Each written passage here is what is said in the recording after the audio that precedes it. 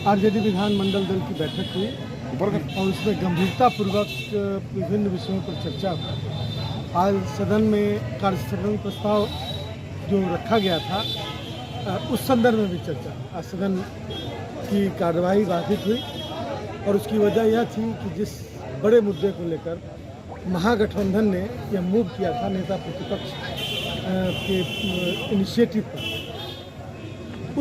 उसको कम करके आंका गया और उसके महत्व को नहीं समझा गया और उसमें कार्यस्थगन का प्रस्ताव ऐसे मुद्दे पर यदि नहीं हो सकता है तो सरकार को और सदन को, मतलब जो कस्टोडियन है उनको बताना चाहिए कि और कौन सा मुद्दा किस तरह के मुद्दे पर कार्यस्थगन हो सकता है।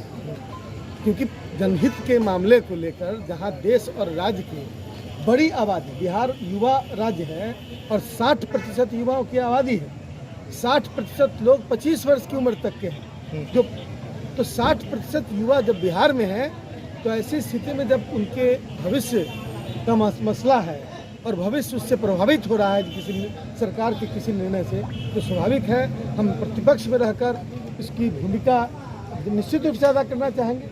और जनहित और युवा हित के मामले को लेकर हमने कार्यस्थगन प्रस्ताव रखा था और उसके पहले महामहिम राज्यपाल के यहाँ महागठबंधन के साथियों ने जाकर पैदल मार्च करके, जो माननीय सदस्य बिहार विधानसभा और विधान परिषद हैं, सब लोगों ने जाकर वहाँ पर ज्ञापन दिया था। और इतने महत्व की चीज़ को इग्नोर यदि किया जाएगा तो फिर यह सवाल उठता है कि सदन कैसे चलेगा, जनता के सवाल कहाँ उठेंगे। सड़क पर जब उठते हैं तो पुलिसिया कार्रवाई होती है कि हजारों नौजवानों मतलब बेगुनाह नौजवानों पर भारी कार्रवाई की गई, उनको घर से उठा लिया गया और न जाने दोषी और निर्दोष होने का कोई जांच किए बिना उसको प्रताड़ना दी जा रही है।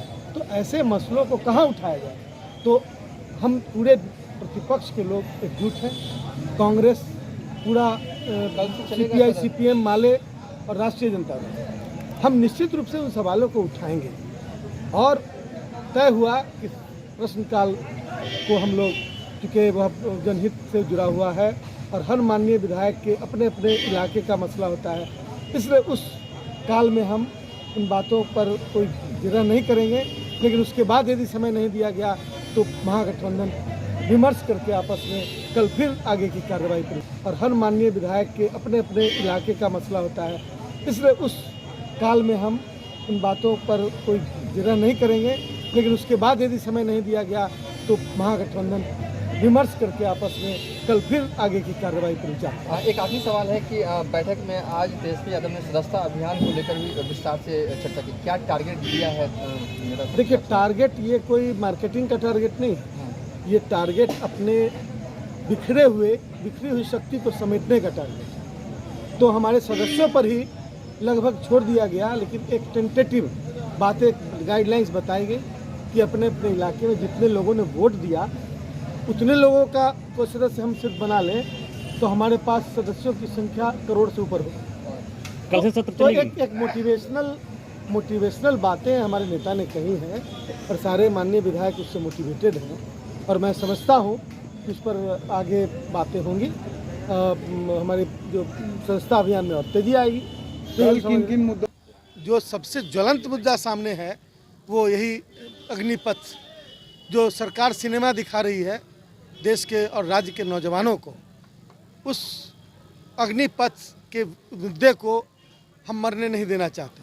इसलिए कि हो सकता है कि बेरोजगारी का आलम है, लाखों करोड़ों लोग बेरोजगार हैं, आप मजबूर करके कुछ भी उनसे कराने की कोशिश जरूर कर रहे हैं।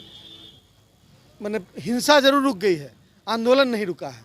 मैं समझता हूं कि बिहार और देश के हर नौजवान के सीने में ये आग लगी हुई है कि सरकार जाति कर रही है, युवाओं के साथ जाति एक तरफ हो रही है, दूसरी तरफ देश की सुरक्षा के साथ समझौता किया जा रहा है। कॉन्ट्रैक्ट पर यदि सुरक्षा दे दिया जाए तो फिर क्या होगा? हस्र, वही हस्र होने जा रहा है। ये कॉन्ट्रैक्ट पर आप सुरक्षा, ठेका पर सुरक्षा, देश की सुरक्षा, ये नहीं चलेगा। ये हम लोग का नारा है। धन्यवाद।